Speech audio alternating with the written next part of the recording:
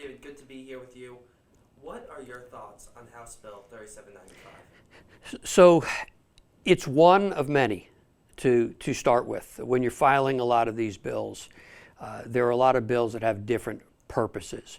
This seeks to create the similar type of reporting to a private school that you would have in a public school. That seems to be the angle on this particular bill.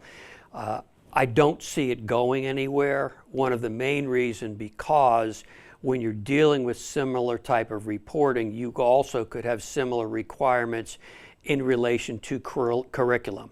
So if you want reports turned in a certain way with certain information, it could steer the curriculum. And one of the promises and one of the things that is necessary in this is it doesn't change the curriculum of a private school, of what courses they teach, of how that they teach them. We all want the students to pass those standards, but if a student in a private school isn't measuring up, they will most likely lose their ability to attend that school. So you don't feel as though this is going anywhere?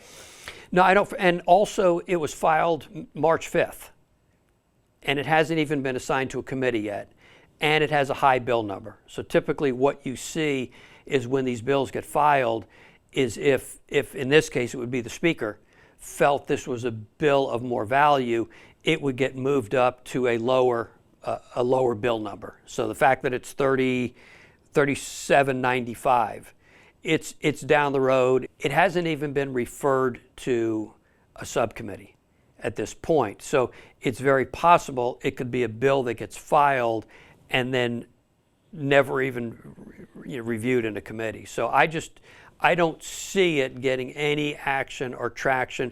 I also didn't see any other co-sponsors on the bill. So this particular bill, I think I understand what the attempt is on it, but for those reasons, first off, we want it hard to pass bills, right? We don't want bills flying out of Austin. So there are roughly 10,000-ish bills, I think 9,000 total, something in the House and the Senate this year, and they have bandwidth to pass 1,300. That's about what usually comes out. So there are 8,000 total bills that are going to die somewhere, and I suspect that this would be one of those. When it comes to school vouchers, there's been a lot of talk and a lot of concern for even some of these Texas about accountability. I want to get your take on that. Do you feel as though these vouchers would be accountable, per se? Well, again, ESAs as opposed to vouchers. I see those as two different entities. They mention both of those names in here to cover whatever it is that you're going to call it. This is how we'd like to have the accountability.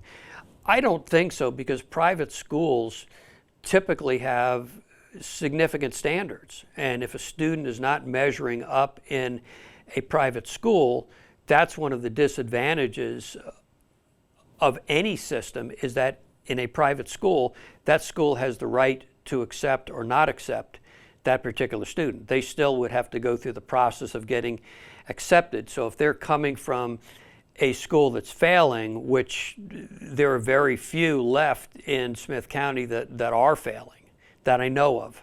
I know at TISD, we've come from many failing schools to virtually none. So those have been great changes and great strides that are made. So accountability-wise is that the private school would have those standards, and I'm sorry, student A, you're not meeting those standards. We're not going to have you come back next semester. And then the student would then re-enroll in a public school of their choice. What is interesting with this whole thing, and what I see as some opportunities for some schools, is for students to be right-sized, if you will, for a school. So you think about in terms of college. There are some students that get enamored with larger schools, larger SEC schools, and it's really not for them.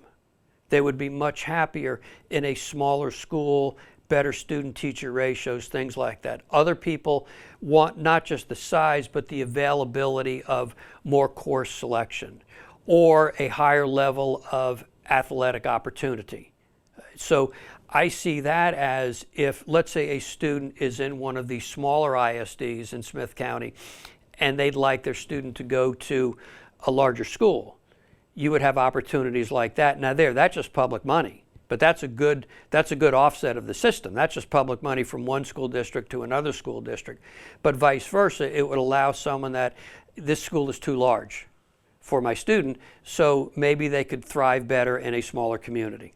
Let's say that a school voucher education savings account type bill passes the legislature this session, and this bill 3795 also passes. What impact do you feel 3795 would have?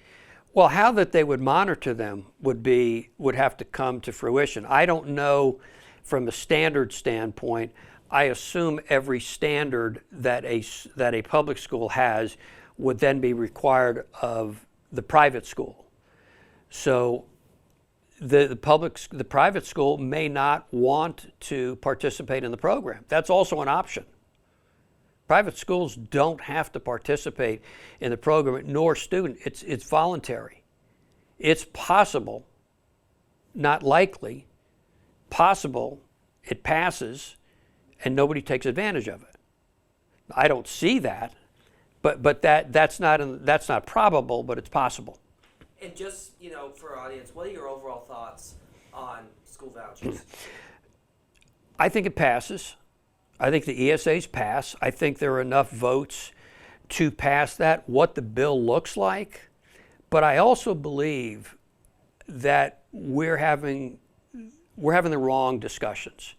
I think we are discussing the extremes. So this bill, $1 billion is a lot of money. In the scope of education and the number of students, you're talking about the availability for 100,000 students in a state population of 5.5 million.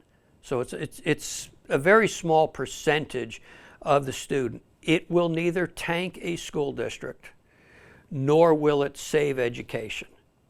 And those seem to be two of the major talking points. What it does is the concept of parental choice, or as Chairman Buckley likes to say, it's school choice, is giving the parent the opportunity to select the school they deem best for their child to receive the education. And so that part of it we will find out. I think we do this. I think we learn a lot from it. We will learn what works. We will learn what doesn't work. But this is a very small sampling based on the whole entire student population. And then from there, I think that we learn it. We're not going to get it right off the bat. If there's an expectation that that's going to happen, that's unrealistic. Now, if we were going to start this with 1 million students, that would never pass, because we just don't know enough about it to make that kind of an investment to see if this program has a merit of success. Do you feel as though, depending on the outcome, that they could get rid of, school vouchers if they don't feel successful? Well, it has to be funded every biennium. So that becomes the answer that's there. There are other logistical questions that come in with it. But let's say we don't have a surplus in 2 years. What happens? We have to figure out how that works. You still have logistical issues with that. Let's say your school that you want to take your student to is over $10,000, tuition only. I don't think any school in our district falls into that, but with 73% of our students in Smith County being economically disadvantaged, there's a lunch program that's involved in that. Well, the private schools don't have lunch programs, so you've got to make sure that the child has some kind of a lunch opportunity. And if the private school doesn't do that, the parent has got to be involved enough in order to do that. The transportation. Let's say from a Smith County standpoint, you've got a student in North Tyler that wants to go to Brook Hill or to Grace or to All Saints. You've got to get that student logistically there. There's not a bus that goes up there to pick them up. So those are some of the things. I'll tell you what's one of the big benchmarks of how well this works, and that is parental involvement. And it's one of the biggest issues that we have in our public school systems is the schools that seem to have more success have found a way or have found a community of involved parents. And if I don't take the time to invest in my child and to make sure that that child is receiving a good and proper education, that's on me. That's not on the school district. Is there anything else you'd like to tell our audience about House Bill 3795? In realism, and I'm not, I'll say it's the world according to Stein. I just don't see it going anywhere. This is one of many. There are, this particular state rep has filed, I think, around 80 bills, which is typical, and a number of them are in regard to education. But just under public education, there's 342 bills under public education, not dealing with finance or anything else like that. So I just see this as one of those 8,000 bills that just don't make it to the big dance. David, we appreciate you taking the time. Anytime. Thank you.